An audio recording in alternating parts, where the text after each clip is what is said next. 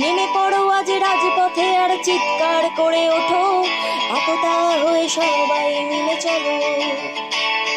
দোষীরা যদি ছাড়া পেয়ে ঘোরে পথে, তবে জেনে রেখো তুমি চড়বে স্বর্গরথে।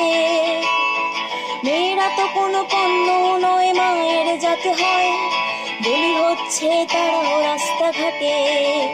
তবে কি চুপ করে থাকবে নাকি নাটক দেখবে? প্রতিশোধ নিতে ভয় কি তোমার?